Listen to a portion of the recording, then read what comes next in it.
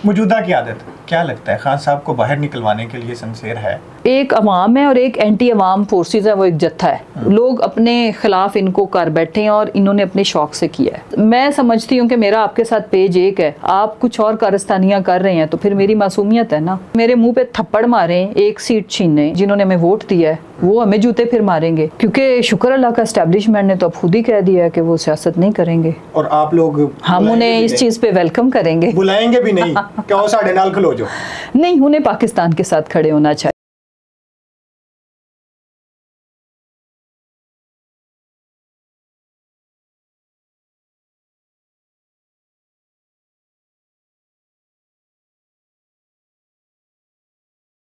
मौजूदा की आदत क्या लगता है खान साहब को बाहर निकलवाने के लिए सिंसियर है?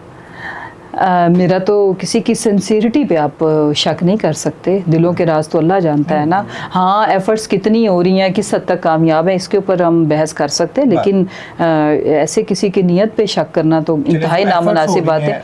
देखो, इस वक्त खान साहब की जो जितनी भी मूवमेंट है ना, उसको जो फ्रंट पे आके लीड कर रहे हैं या जो ड्राइविंग फोर्स पे हैं वो तो पब्लिक है। इतना हमारी क़यादत के ऊपर भी प्रेशर होता है पब्लिक का, तो वही कर रहे हैं। अब देखो, जितने इन हालात में जलसे, जबकि आपके अरेस्ट होने का ख़तरा हो, शेलिंग का ख़तरा हो, सो मच सो जान का ख़तरा हो, लोग आए। अब काना का जलसा, मैं तो हैरान रह गई। बुज़ुर्ग औरतें कई किलोमीटर की वॉक गंदे नालों से गुज़र के, और क्या मतलब वो जो जिस जगह पे इन्होंने, तो इंशाल्लाह ताला देखो, मेरा ये मानना है, हमने जो खान साहब से सीखा है, मायूसी कुफ्र है और उम्मीद कभी नहीं छोड़नी चाहिए और सही रास्ते पे रह के अपनी जिद्दोजहद जारी रखनी चाहिए। फिर आप जब हक पे और सच पे रह के अपनी जिद्दोजहद जारी रखते हैं ना, तो फिर आप जीतते ही हो। लेकिन लोगों को लगता है वक्ती तौर पर कि आप हार गए हैं, बट इवेंचुअली आपकी जीत होती है। मौजूदा की आदत जो कर रही है फवाद चौधरी साहब, तो इसको नालायकी कहते हैं। वो कहते हैं कि मैं तो मुतमईन, आप मुतमईन हैं? देखो, मैं ये कहती हूँ कि मेरा एक मानना है कि जो रिजल्ट्स आने चाहिए थे कुछ मौक़ों पे वो नहीं आए लोग, लेकिन हर इंसान की, we should not forget capacity. Imran Khan साहब की जो कैपेसिटी है वो मुसरत की नहीं है, जो आपकी है वो मेरी नहीं है, जो मेरी है वो किसी और की नहीं है। हम उनकी ये कैपेसिटी के इश्यूज तो हैं कि फ़र्ज़ करें कि अगर मतलब अगर मैं ख़ुद को रख के देखूं कि ये गलती कहाँ से हुई, या मिस जज या कैलकुलेशन की बात होती है ना सारी, राइट टाइम पे right decision is all about calculation, कि आप क्या करते हो। ये जो है ये फ़ैसला गलती यहाँ से हुई कि जब 8 फरवरी को अवाम इनकलाब ले आई थी, प्रैक्टिकली वो इनकलाब था बैलेट पेपर के थ्रू, वोट के थ्रू, ना कोई सिंबल, कद्दू टमाटर, ना कोई कैंडिडेट की शक्ल पता, ना नाम पता। लोग निकले, जिस तरह से क्लीन स्वीप किया पब्लिक ने खुद अपने तई अपने खर्चे पे, ना कोई campaign. First year second year leadership election ही नहीं लड़ रही, थर्ड ईयर अननोन लोग, नए लोग, स्ट्रेंजर इलेक्शन लड़ते हैं, कैंपेन वो भी नहीं कर पाते। पोलिंग डे की कोई ऐसा पाकिस्तान में पहली दफ़ा ऐसे हुआ है कि लोगों ने जमहूरियत को सही मायनों में एक्सरसाइज किया है, वोट की ताकत का इस्तेमाल हुआ है। उससे अगले दिन अपने वोट को चोरी नहीं होने देना चाहिए था, पार्टी की कोई स्ट्रेटजी होनी चाहिए थी और इसकी तैयारी पहले से होनी चाहिए थी, जबकि आपको पता है कि आपके नॉमिनेशन पेपर नहीं कोई जमा होने दे रहा। ठीक है, तो हाउ कैन यू लाइक, आप अनप्रिपेयर्ड कैसे जा सकते हैं कि अगर आगे कुछ होता है तो आपको 1 2 3 स्टेजेस की तैयारी। इसमें आई बिलीव कोताही नहीं, वो मतलब ये गेज नहीं कर पाए या टाइमली कि दोबारा कोई 9 मई वाला सानिया ना हो जाए। आई थिंक सो कि इसमें बदनीति मैं तो नहीं कहती, बट कोताही ये इसको कह सकते हैं, हाउ टू से कि कैलकुलेशन की खराबी, कि उस वक्त जो करना था वो होता तो आज हमें ये सब कुछ करना ना पड़ रहा होता, चीज़ें डिसाइड हो जाती। ठीक है, अच्छा, खासा बाहर होते एस्टेब्लिशमेंट से जो तनाव है वो अभी भी ऐसा नज़र आ रहा है कि वो दिन ब दिन बढ़ता जा रहा है अभी भी। तो क्या आप मशवरा देना चाहेंगी कि ये तनाव कम होगा, तो मामला सुधरेंगे, या ये तनाव ऐसे ही बढ़ना ही चाहिए? नहीं, देखो, मैंने तो ये देखा है कि वर्ल्ड वॉर 1 और 2 इवेंचुअली दुनिया की अजीम जंगों के बाद भी आपको मुज़ाकरात की टेबल पे ही बैठना पड़ा। फिर क्या हम अपने ही लोगों से जंग कर सकते हैं? ये मैं सवाल छोड़ती हूँ सबके लिए। क्या अपने आप से लड़ना अक्लमंदी है? कि मैं उधर से उतरूं स्टडी से और नीचे अपने बच्चों से लड़ाई शुरू कर दूं, चीमा साहब के खिलाफ महाज शुरू कर दूं, तो मैं जीत के भी हारी हूँ, हार के भी जीती हूँ, दोनों ही हारे हैं। सब कलेक्टिव हमारी वो क्या है, मतलब वो जीत होगी हार होगी क्या होगा उसका नाम आप खुद ही तजवीज़ करें। इस वक्त हम सब अपने आप से लड़ रहे हैं, सारों में सबकी बात कर रही हूँ। तो फाइट विद इन कभी भी मुल्कों को, कौमों को फ़ायदा नहीं देती, तारीख़ी तौर पर नफ़रतें छोड़ती है, तारीख़ी तौर पर अनमिट निशान, बैड टेस्ट। सी हमारे पास एग्जाम्पल है, हमारा एक मुल्क का टुकड़ा टूटा, ठीक है, और वो कोई अच्छी चीज़ तो नहीं हुई। अभी भी कोई एक फ़ैसला मुझे बता दो कि जो अक्लमंदी से, होशमंदी से, दानिशमंदी से लिया जा रहा हो। हमारे पास तो इख्तियार ही नहीं है ना फ़ैसले लेने का, हम तो विक्टिम हैं। हमें मार पड़ती है तो दो तरीके, हम ऐसे करके भी बच रहे हैं या हम भागते हैं जब हमें मार पड़ती है, फिर हम दोबारा आके अपना प्रोटेस्ट बताने के लिए मीडिया को, पब्लिक को, ये देखे इन्होंने हमें मारा है। अभी तक पार्टी सिर्फ ये कर रही है, उसके अलावा हमने कुछ भी नहीं किया। सो मेरा ये मानना है कि बजाय इसके कि देखो, याद रखें एक बात हम सब, जो बांग्लादेश में अभी जो रिसेंटली हुआ है उस पर सबको गौर करने की ज़रूरत है कि leaderless crowd, when nobody is leading, when mob majority directionless जब हो तो लोग अपनी मर्जी करते हैं, जिसको जो सही लगे, अनार्की। तो इसमें तो मेरा ये मानना है कि देखो, सारा कुछ ब्लेम सियासी लोग करने की बजाय ना ठंडे दिमागों से सोचने की ज़रूरत है। इस मुल्क में अवाम सबसे बड़ी विक्टिम है, आई एम टेलिंग यू।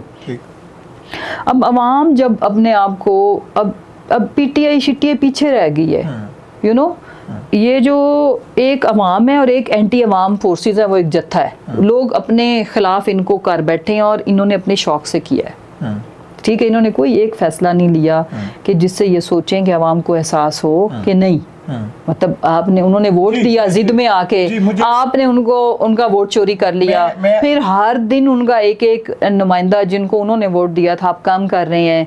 फिर जिस तरह की लेजिस्लेशन लाने की कोशिश है, कोई भी एक चीज़ ऐसी नहीं है जिससे अवाम को सुकून मिले। या अवाम 25 करोड़ की भी तो कोई छोटी सी गरीब लोगों की ईगो होगी ना कि भाई नहीं, हमें ये नहीं, ये चाहिए, हमने इसको वोट दिया, आने दे इसे, वो आए, फिर वो अपनी परफॉर्मेंस से फेल हो ना, आप उसको ऐसे, मतलब तो अवाम को चैलेंज करना कभी भी किसी के फेवर में नहीं गया। ठीक है।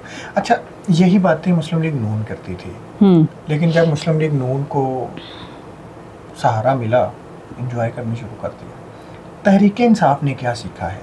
क्या सियासतदानों के साथ बैठ के सियासी अदम इस्तेहकाम को ख़त्म करके आगे बढ़ा जा सकता है, या दोबारा वो 2018 की तरह? नहीं, लुक देखो, I think it's not fair thing कि आप पीटीआई को पीएमएलएन के साथ किसी सूरत कंपेयर प्लीज़ नहीं कर सकते। सियासी जमात है ना, सियासी जमात के अलावा नहीं। अब सिनेरियो ये कि जो उन्होंने किया, हमने ऐसा कभी कुछ नहीं किया। अब देखो, उनका एक माजी एक हमारा है, ट्रैक रिकॉर्ड से आपने कंपैरिजन करना है ना। सियासी जमात होने से हम एक जैसे तो नहीं हो गए ना। लकीर के जिस पार आज सुन लो ना, खड़ी है, कल तक आप भी खड़े थे। लुक ना, देखो बात ये है कि नवाज शरीफ का सियासत में आना से लेकर के आज तक का सफ़र आप देख लो, it's always a support and deal and all, ठीक है, ऐसा ही है, ठीक है।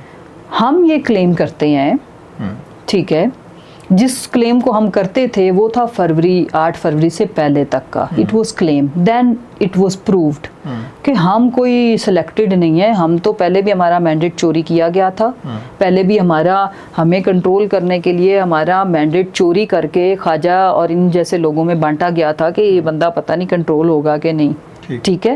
तो उसके बाद एक बात, क्योंकि मैं समझती हूँ कि मेरा आपके साथ पेज एक है, आप कुछ और कारस्तानियाँ कर रहे हैं, तो फिर मेरी मासूमियत है ना, ठीक है। तो पेज तो हम तो समझते थे कि एक है, बट अगले ने स्टोरी दूसरी जगह पे बनाई हुई थी।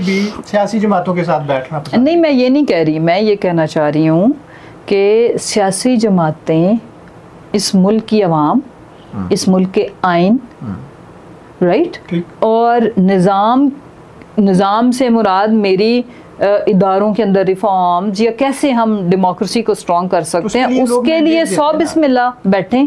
बट लुक, अब जो 17 सीटों की जमात है उनको आपने बिठा दिया, एक को बना दिया प्राइम मिनिस्टर, उसकी भतीजी को बना दिया सीएम, जो कि अपनी पूरी फैमिली एज ए फैमिली इन्होंने अपनी ज़ाती सीटें भी हारी हैं।